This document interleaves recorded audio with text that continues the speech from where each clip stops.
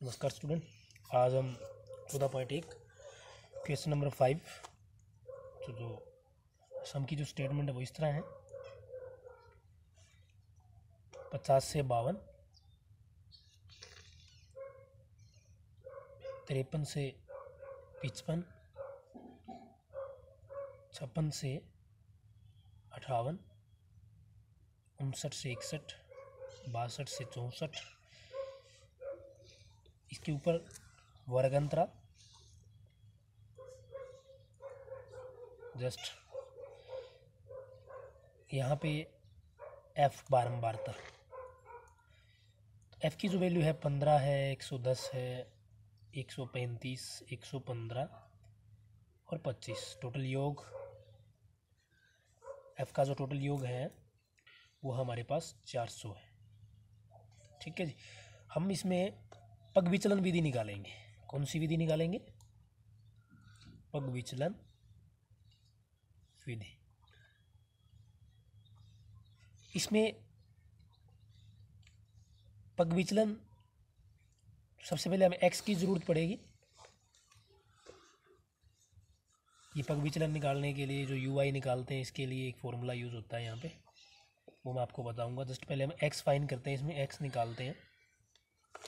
तो हमारे पास यहाँ पे वर्ग जो अंतराल है वो 50 से 52, 53 से 55, 56 से 58 है। हम इसमें डिफरेंस देखते हैं, यानी 52 में से अगर 50 माइनस करते हैं तो सामान्य हमारे पास 2 शेष रहता है। 2 का हाफ 1, या ऐसे भी कर सकते हो 50 और 52 दोनों ऐड कर दो, उसको 2 से डिवाइड कर दो, समथिंग सेम आएगा। दोनों जैसा उचित लगे वैसा कर सकते हैं।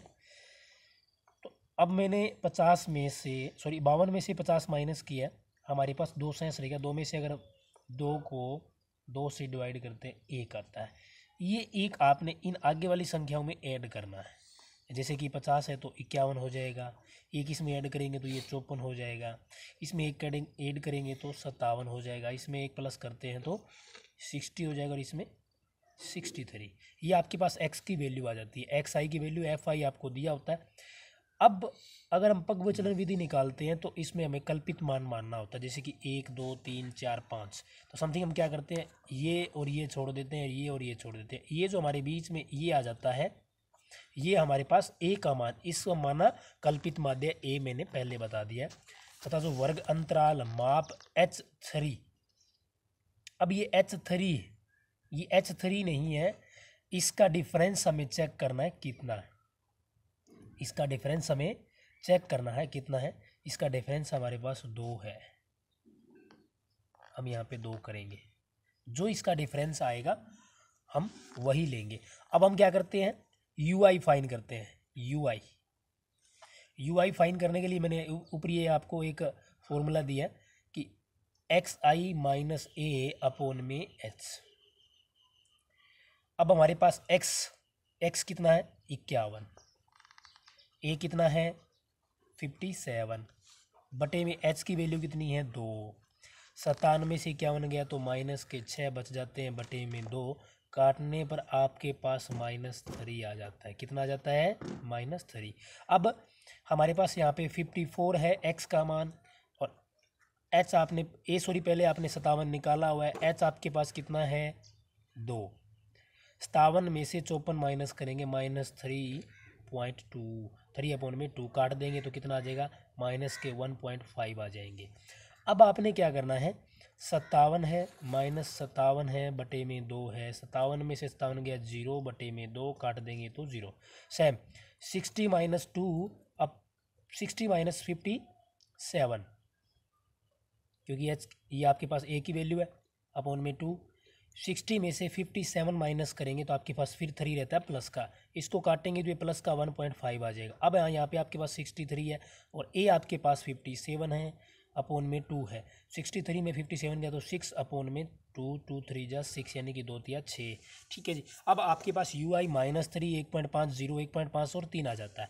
अब आपने यहाँ पे लिखना है यू आई या एफ आई यू आई भी कर सकते हो, U I F I U I भी कर सकते हो। इसको आप जब आपस में मल्टी करोगे या गुना करोगे तो अब क्या आ रहा है वो देखना हमने। 15 है 45 माइनस का, जब इसको इससे मल्टी करेंगे तो हमारे पास कितना आ जाएगा 0.45 15 एकम 15, 1 15 1 16, 165.5 जीरो आ जाएगा। तो सॉरी हमारे पास अवेलेबल क्या 165 है।